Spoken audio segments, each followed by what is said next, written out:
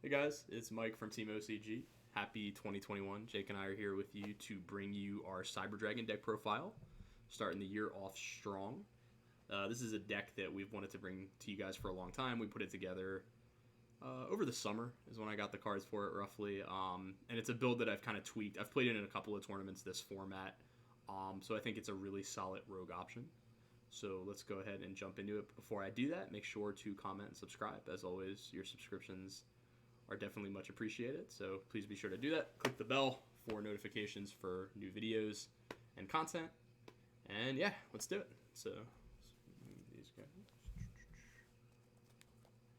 So again, this is going to be Cyber Dragon. What I'm going to do is actually hold the cards up, and then I will put them down just so you guys can see them. So let's move that here. So just to jump into it, obviously first we have our OG Cyber Dragon. I play the going second build. If you play the going second build, there's another version that I tested that, plays traps and whatnot. But I feel like Machine Dupe is such a powerhouse that 3 of this are obvious. So, pretty standard stuff so far. 3 Cyber Dragon. Next up, Core. Best card in the deck. This is going to be your Searcher. This doesn't need any explanation. You play 3 of this no matter what build you're playing. Next up, 3 Hers. I do like Hers. Hers is, Hers and Galaxy are your automatic infinity. Just link off very easily. It's just a great card. Another obvious 3 of, lets you recycle your cores, your other stuff. Definitely 3. And then this is something, I actually played 2 Natcher now. This is something that I upped from 1. If you are a budget player, you can make 1 work. Please do not. I know this card is like $15 or something, but I tested it at 1 and it's not terrible because you can typically search it, obviously, with Emergency and Repair Plant, but if you go into Chimera Tech, you can ditch it and Hers and add it to your hand that way. So there's a lot of ways to get access to it and to recycle it when you need it. I bumped it up to 2 just because I wanted more consistency. I wanted to open up with Cyber Dragons that were machine dupable. And I was playing 3 Ash at the time, so I was getting a lot of hands where I just couldn't play. So just for consistency purposes, it helps to have that other name. It's also obviously a great extender. The best thing I've always felt that you can do with this is you can bring back Nova Dragon and then overlay Infinity on top of it. Obviously a really strong play, especially late game. So we got 2 of him. Last up, you play 1 Veer. I'm kind of in between liking this card and disliking it. You can't, so it does chain block Ash. That's obviously the advantage. That being said, it actually makes your dupes dead. So if you summon Core and summon this off of it to chain block, it bumps up Core by 500, which a lot of people don't know, and it makes it too strong for machine dupe. So you got to be careful with that. What I have found, however, is that it does help unbrick your hands where you don't draw machine dupe. You can chain block, and then you can go into either Siger or Predaplant, Anaconda, and ditch your Overload for the OTK. So I think 1 is perfect. Again, you can search it when you need it. So you play the 12, the Cyber Dragon package, the 12 cards. Honorary Cyber Dragon, Galaxy Soldier. Don't play 3 of this card. 2 is more than enough. You can search it with Repair Plant, but it's an excellent extender. It makes the auto infinity with Hers. Great card. So again, I'm playing the going second version, so I do play 1 of the Jizukuru, the Star Destroying Kaiju. Obviously, you can Chimera Tech him away once you give him to your opponent. You can also take him with Infinity, which I've done a couple of times. I like it at 1. This should be a 1-to-1 ratio, 1 of this guy for every 1 Fortress Dragons you have. And that has certainly been a good rule of thumb to have and kind of helps with the consistency. I've never had this and had it be dead in my hand or had a problem answering it once I've given it to my opponent. So, great out to Red Eyes, very strong card. And then this is interesting. This is something I do. I play 1 Pankratops and 2 Alpha, and I have to say, Alpha is really cheap right now. If you have not picked up your Alphas, I seriously suggest it. This card's incredible. Any deck that goes second should basically be playing these 3 cards for the most part. Pankratops, no explanation needed, obviously, just clear out threats. A huge body. Alpha is essentially just a better version of Pankratops in a lot of regards. It acts as an extender. It helps with your combo. It clears out threats. It also baits out cards, to make sure that your normal summon of Core goes through. So absolutely 3 of this, or 3 of these 3 guys is absolutely staple. And then for hand traps, I do only play 2 Ash. I feel like this card isn't as strong this format. A lot of decks can play through the single interruption. That being said, I still wanted to have it, especially in rogue matchups for like remote dual locals and whatnot. Obviously, this card is very powerful. I'm not, saying it's not, but I felt like when I was playing 3, I just saw it a bit too often. And there were instances where, again, I needed another Cyber Dragon name to play the game. So 2 was perfect for that. And then last, I got my Cyframe Gamma package.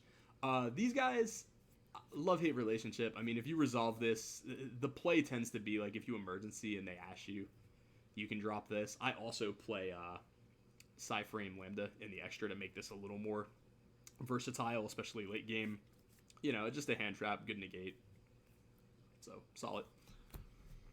So, those are the monsters. For spells, we have our triple machine dupe. Again, no explanation is needed for this. Best card in the deck by far. It's just an insane extender. Lets you go for, obviously, the OTK. This and either emergency or core is the OTK if they have an open board. So, no explanation needed. Emergency, best card in the deck. Obviously, search all your pieces. 3 of this. No question.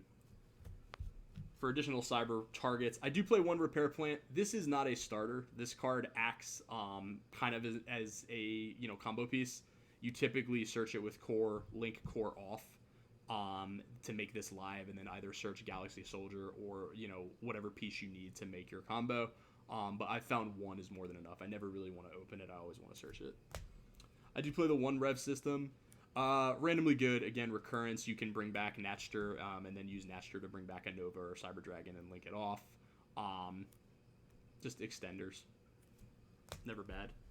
1 overload. So I do not play the Cyberload Fusion. I found that you just never really needed it. Like the OTK with Predaplant Anaconda in this, you typically don't want to draw this card. If you do, it's never bad. Obviously, it's basically just a Miracle Fusion. But you typically want to send this off Anaconda, and then Cyberload, I was never sending off. It just never came up because if you Cyberload, you can only attack with that Fusion monster. So short of dropping that in the battle phase, I never really wanted to send it off Anaconda. So 1 Overload is perfectly fine for the OTK. That's all you need. For Standard, I play 1 Harpies. This is a going second deck, so back row removal is never bad. Fortunately, I'm out of locals that does have some level. I see a lot of Mystic Mine, especially in Prank Kids right now, so you always want to have an answer for that. Play 1 Foolish to ditch hers, ditch your core, make your combos live. Good card. And then I do play Reborn as well. This was kind of an up in the air spot. It's just an extender. Again, it's never bad. You can Reborn, any of your Cyber Dragons. You bring up hers. You can make them level 5 if you need to. So. And then for my traps, I play my 3 Impermanence. Going second deck, again, I want to be able to stop their plays. So 3 Imperm, pretty standard.